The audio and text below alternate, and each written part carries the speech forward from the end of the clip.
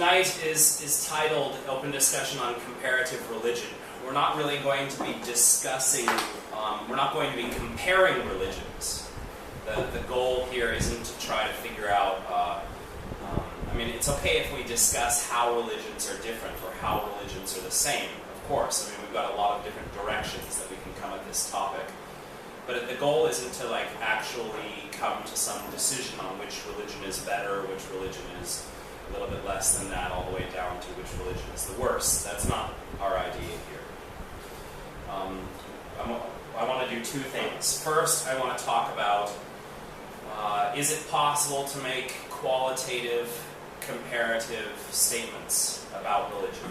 And I understand that, it's easy to answer that question as just say yes or just say no. But I want you to support your idea. If you think that yes, it is possible, give an example.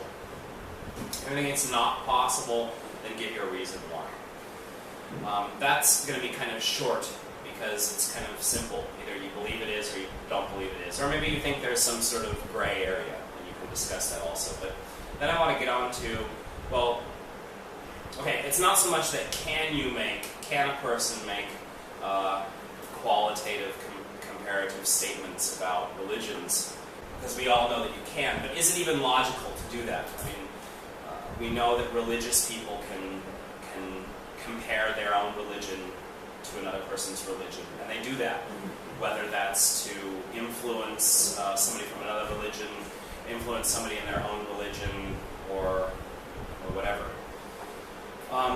I know there's a lot of different ways that people can make qualitative, comparative statements about religion, but then I want to move beyond that and try to talk about what are the justifications for doing that, and to what is the purpose for doing that. I think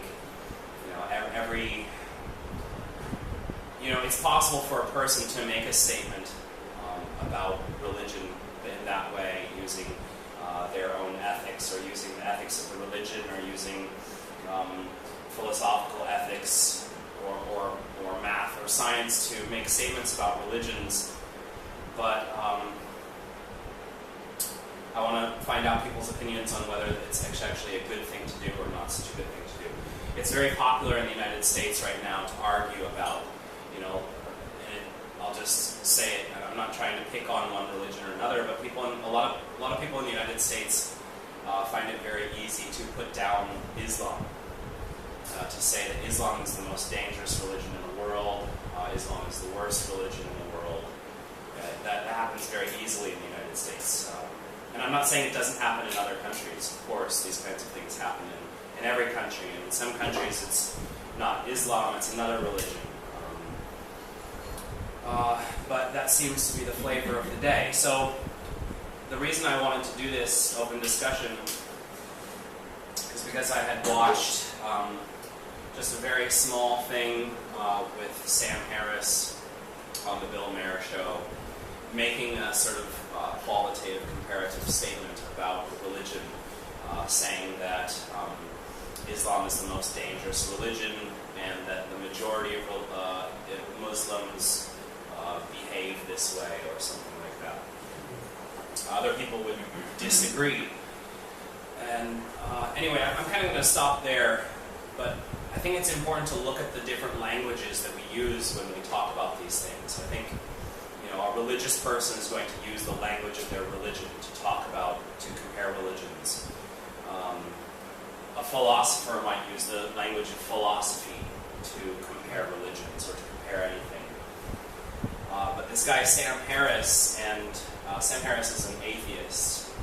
And I think one of the interesting things that was brought up last week when we were starting to discuss this was that even atheists are forced to use the language of religion when they want to compare religions.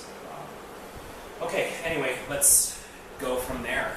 And let's remember, the first thing is we're going to be kind of talking about, is it possible to even make qualitative, comparative statements about religions? And maybe just give your opinion on whether it is or not, and support it, and then we can go on from there. So who would like to start? Anybody? Okay, go ahead. Should I make a short self-introduction? You don't have to. You can if you want.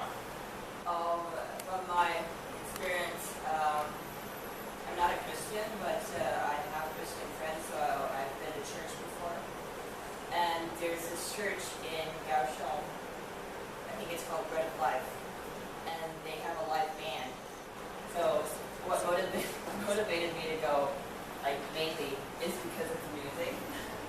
And so I would go and sing along, because they also have the PowerPoints out, and they play the music and sing with the lyrics. And after that session, my friends would always tell me, Eva, you always glow after the church session. So I think that could be one kind of qualitative data. So that your demeanor is changing. Yeah? Demeanor. Or at least what other people view you, like they say you're happier now, or you're radiating some sort of peace or something like that now. Yeah, those descriptions would be accurate. I would add positive energy, so... Okay, so you're saying that at least it's possible to make qualitative statements about being religious or having religious experience, something like that. I'm not trying to interpret everything you say, just go ahead. Yeah, I think because I work in sustainability, so in my field of work, there's a lot of intangibles, a lot that you can't see, but it's there and it affects you as a person. So I do believe what we're talking about can be qualitative. Okay, good. Who else would like to give their 2 cents? Or 2 Taiwan dollars? I think that you were mentioning a lot of people in the U.S. hate Islam. I think that a lot of people in the U.S. are fed a lot of information through the media, controlled by the powers that be. And the media, they know how to manipulate and brainwash the masses. And the masses are buying into it, and that's why there's a lot of So Okay. It's not always people's fault. Sometimes they're being manipulated. Okay. That's all I want to say. All right, good. Well, let's keep going. Anybody else have something to add? And I'm not saying that you have to just stay with this idea about qualitative statements or whatever. You can go any direction that you want to. I'm not trying to give it so much structure. Anybody else like to say something? Can you please clarify on what you mean by qualitative comparison between religions?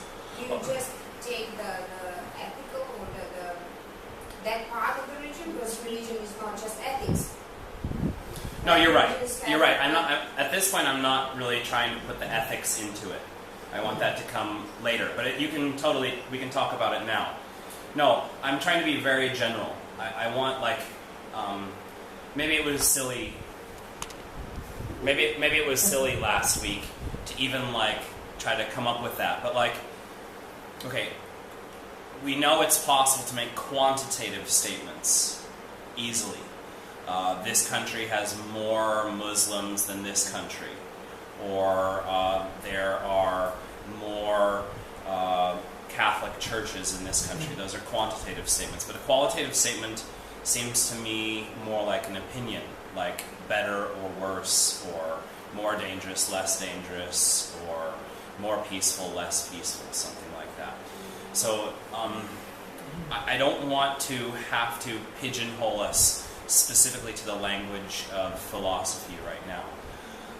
And I'm not saying that there is necessarily a right answer to this question. I know it is possible to make qualitative comparative statements. Or do I know that it's possible? No, I don't know if that's possible. Last week we were talking about it, and I just flat out said, no, you cannot make qualitative comparative statements about religion because all religions are flawed. So that when you start to make these comparative statements, then you're kind of, I don't know, it seems to be out of the realm of logic.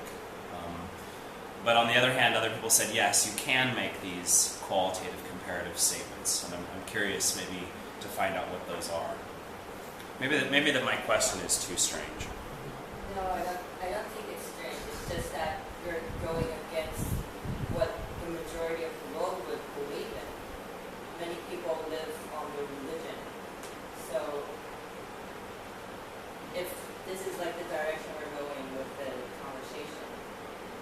talk about religion in different terminologies so that it all makes sense in a way, then the world would make more sense, wouldn't it not?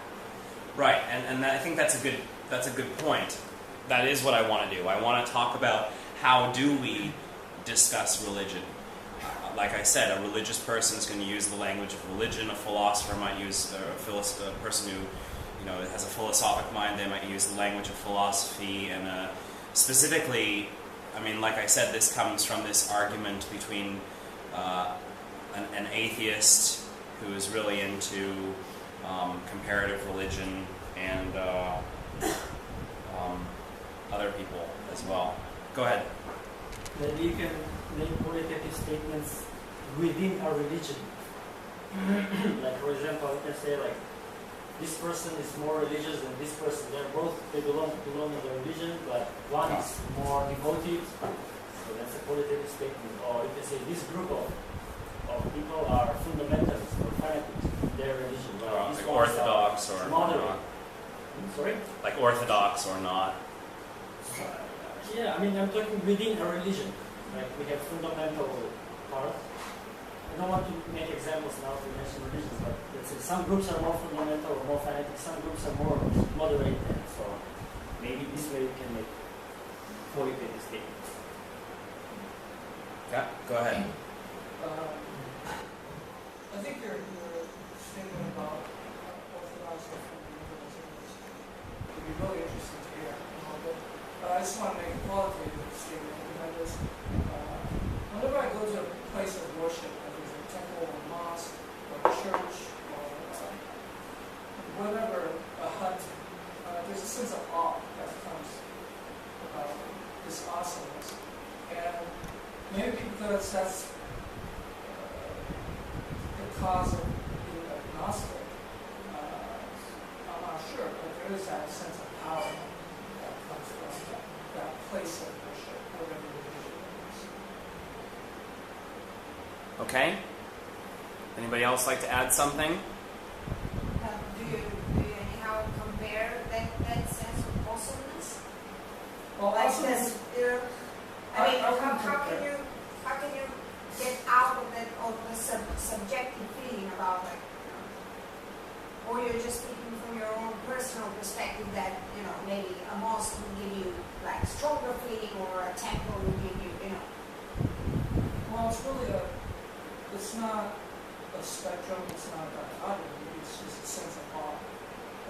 Maybe you see something special, a person walking on the street, or you met that, you go, wow, and that's all you can say. I'm not comparing the two. Right. So what you're kind of saying is that any religious institution or any church or hut or whatever might give you the same sense of awe. So at least in that way, you're saying that it's not possible to compare them. At least in that way. Personal. Okay. Who else would like to add something? Well, I would just like to follow Okay. what he said. And then Tim, go ahead. What Mark said. I think his description was one person was walking down the street and she comes across different buildings that have a religious purpose. And then, no purpose. Just being and actually it's not outside of it, it's in it. Right. It's not to be in worship, a place of worship for Jews, a synagogue, or maybe a mosque where somebody will some faith. And I don't necessarily subscribe to those tenets, the religious faith, but there's just something special about it. Okay. Go ahead. Yeah, I think it makes perfect sense. Okay. In what he said, because there's a street on Shinsen Mountain, and there happens to be a mosque and a Catholic church right next to each other. And whenever I pass by those two buildings, there is a sense of awe.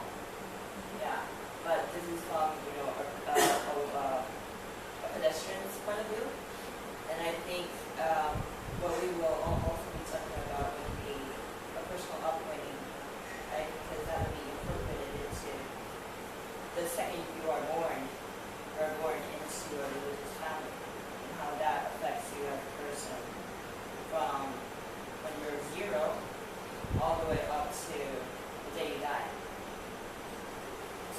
Okay. Tim, you wanted to say something? It doesn't really follow on the awesomeness perspective, and I think that should come back to later, but this would be more about making qualitative statements. And I think that when we look at religions from afar, it's sort of easy to be drawn into what we talked about in the States, where we're sort of fed this anti-Islam point of view until I say this religion's good, this religion's bad, whether it's valid. But on a personal level, as a former Catholic, I think an experience that I have qualitatively in religion is how does that feel to you to be in that religion? And I've met people in other religions, and that's a qualitative experience that we can share and Definitely compare on that sort yeah. of personal level. And I don't think I take away from that, my religion or the religion that I used to have is any better than that one. But it sort of puts things on a basis where I can kind of understand it as an individual. Right. And I think we're all, like you said, it's upbringing, and like you said, you were raised Catholic. I was not raised religious, so I don't have that kind of perspective of even understanding the traditions or the methods of the church. I mean, my mom was raised Catholic, and yes, I did go to some Catholic church when I was a kid, and I had a lot of friends who were Jewish, so I went to bar mitzvahs and bat mitzvahs in the synagogue. My friend's father was the rabbi and stuff like that, but I definitely don't have the perspective of being raised in a religion. So I think you make a really good point, Tim, that people who are part of the faith, whether they change faiths or whether it's just two people from different faiths discussing with each other, there is a way to compare there. But maybe for somebody like myself, I have a much harder time. Or I totally understand that people of faiths, or of one faith or another faith, they can very easily compare their experience or the traditions of the two faiths, or they can compare their religious experience. But I guess good. So we're finding out that it is possible, from different perspectives, whether it's the pedestrian's perspective or the person of faith's perspective, it is possible to make qualitative comparative statements. Would anyone else like to add something? Go ahead. I think the sense of awe that you feel when you go to a church or a synagogue or mosque is the design, the architecture, the big spaciousness, possibly the frescoes, the way the windows are placed. I think that and the quietness and basically everyone's attitude when they're in there gives the feeling of awe, a sense of awe. So, I don't necessarily think that there's necessarily something really spiritual there. It's pretty much designed to, I guess, make you feel that way. That's what I think of this place. Right. I like I would agree to that because in sustainability, I'm focused on sustainable architecture. So I did kind of do some research on the different mosques and churches amongst the others. And the churches you see in, I'm going to say Barcelona, in Spain, they are built and designed differently than the other buildings surrounding them. So it does draw you on a different level to bring out the sense of awe. Yeah, who was it? Aldo Huxley wrote a book called Heaven and Hell. And in Aldo Huxley's book, I think it was Aldo Huxley, yeah, it was. In Heaven and Hell, he goes into very specifically how do religious places of worship modify people's consciousness through light, flicker of flame, painting or stained glass windows and stuff like that. I'm not trying to.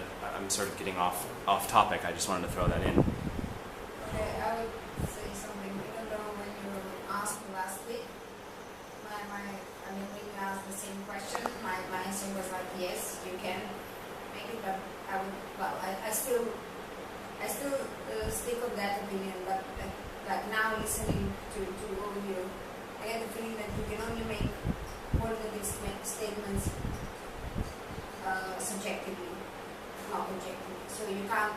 So whether that would be like you as a believer or simply from philosophical standpoint, because you, as you look at the religions, you certainly like judge them in one way or another. You find things you like more or less about religions, like regardless of your perspective, right? Even if you're not a believer, you might find that this theoretical, this philosophy is more appealing to you than another. But then, I don't think that you can raise that on objective level and expect that, kind of like science, right, or whatever, that now majority of people will agree that yes, this religion is better or that religion is worse or whatever. We might maybe judge different aspects of religion, let's say religious practice, right? Let's say in some religions there is like a human sacrifice, let's say, right? So we might judge at this, let's say, religious rituals as maybe worse than others because they're not humane, or maybe because they involve this and that. But the religion as a whole, I don't think can be actually qualified as better or worse. One from another, differentiate them Well, this brings us into, I think, a very important point from the perspective of exactly what you're saying. So it makes more sense to compare individual countries or the practices or political practices inside of countries, or how the society acts, or what their morals or mores are, what the justice system is, or what education is like, or that kind of thing. Whether the country is more or less nationalistic, or whether they're more egalitarian or whatever. This is where I think it's dangerous to get into comparing religions. Okay, I mean, I'm not saying that there's anything wrong with just having the action of comparing religions. But maybe now we want to move into what would be, let's talk about motivations and end goals for that kind of thing. Because what I worry about, look, I'm the kind of person, I don't want more war. And maybe I'm listening too much to, I go on YouTube and I watch a video, and then I should not even go down to look at the comments. That might be the worst thing to do, because that's where you find both what I would say is the worst people in the world and maybe some of the best, and people fight with each other. Okay, let me give an example. I was sitting in the doctor's office, on Friday, and I saw a little video. They had, they were showing TV, and there was a little commercial about this fight in a McDonald's in the United States. So I was curious about that. I was like, why are these people fighting? Because I couldn't exactly understand what they were saying in the news program, so I went to look it up for myself. And it was two people were angry that the breakfast menu had stopped, and they freaked out and got in a fight with another person that was eating there.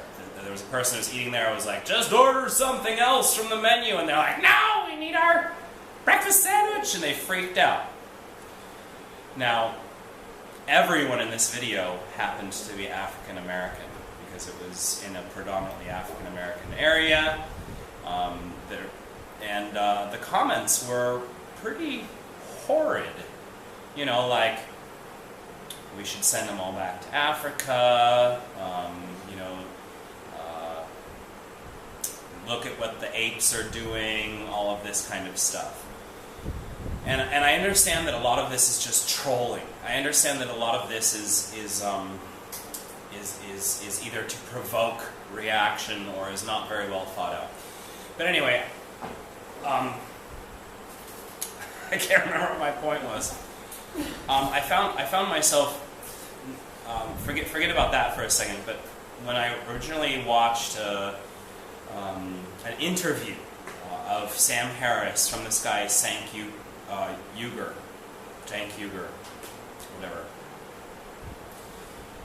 I found myself compelled to comment on the video, and I said something like not very well thought out, like you can't use math as justification for comparing religions, coming from the perspective that I think comparing religions is dangerous, just like I think the language of racism is dangerous.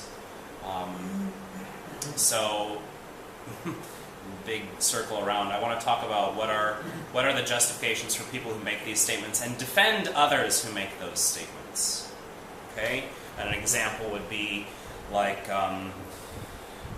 Benjamin Netanyahu of Israel makes statements about Palestinians that group all of the Palestinians together without any room for saying that everyone's different. Just if you're in Palestine, then you must be a terrorist, that kind of thing. So anyway, that was a long monologue. And would anyone like to say anything? It's okay, I can edit this part out. I did kind of want to Go ahead. follow up on the Yep, go ahead. comments. It's about the scientific part. Because I studied environmental management from grad school in Madrid, but it was an English program, so I learned a little bit of Spanish. But my point is, it was a scientific-based program, and what I learned throughout the program was, of course, science and data. But aside from that, I've also learned that a lot of scientists, no matter how much they deny religious during their scientific career time span, a lot of them become religious after they retire. So I'm just saying, people like to have something to hold on, to believe in, or to stay disciplined upon, and oftentimes that goes back to religion. So maybe a little bit different from what you were trying to. No, that's fine. I'm not saying that we have to totally go down that road right now. I just thought maybe that was a good time. But I'm not trying to say that